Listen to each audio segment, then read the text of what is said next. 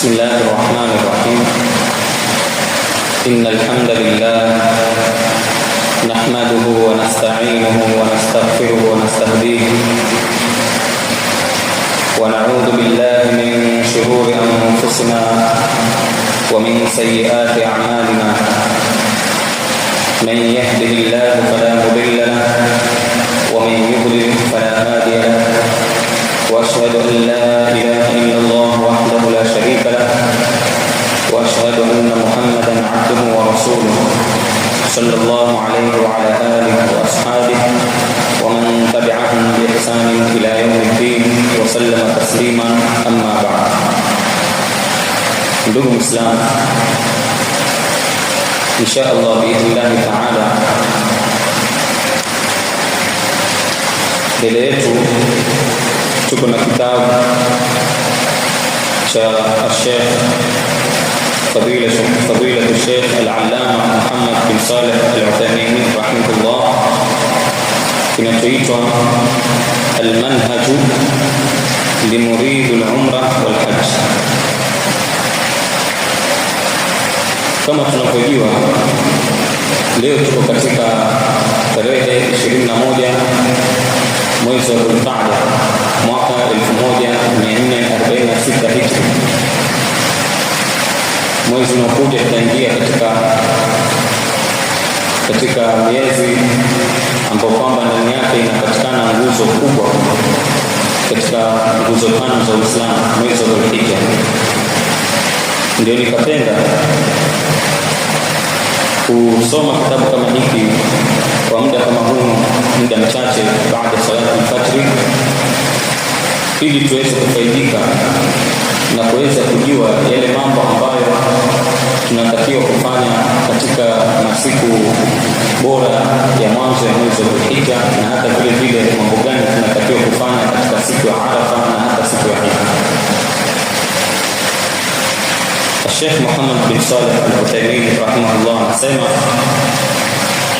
fa inna al-hajj min afdal al-ibadat wa ajall al-ta'at. Ibada ya hajj ni katika ibada bora, ni miongoni mwa zile ibada bora na ibada ambazo kwamba zilizokuwa tukufu. Kwa sababu gani? Li'annahu ahadu arkanul Islam, ni moja wapo ya nguzo za Uislamu, alladhi ba'atha Allah bihi Muhammadan sallallahu alayhi wasallam, ambazo kwamba Allah subhanahu wa ta'ala amemtumiliza Mtume Muhammad sallallahu alayhi wasallam, walladhi la yastaqimu dinu al-'abd illa biha, na hata vile vile dini ya mja haiwezi kusimama basi isipokuwa kwa hii ibada ya hajj. Ndio akasema, wakati ilipokuwa ibada haisimami, wakati mja anapojikurubisha kwa Allah subhanahu wa ta'ala, basi vile vile ibada kama hii haikubaliwi kwa Allah subhanahu wa ta'ala isipokuwa kwa mambo mawili. Ibada yoyote ambayo kwamba Muislamu anataka ikubaliwe kwa Allah subhanahu wa ta'ala, mpaka atimize haya mambo mawili, sharti mbili. Akasema ahaduhuma, miongoni mwa mambo haya mawili, jambo la kwanza al-ikhlasu lillahi azza wa jalla, kufanya ibada kwa ikhlas. Toa yoyote ile unayofanya basi kuifanya kwa ajili ya Allah subhanahu wa ta'ala. Vipi? Kukusudia radhi za Allah na nyumba yake ya akhira, na wala mtu asifanye ibada kama hiyo kukusudia adunia, kujionyesha au kutaka kusifiwa.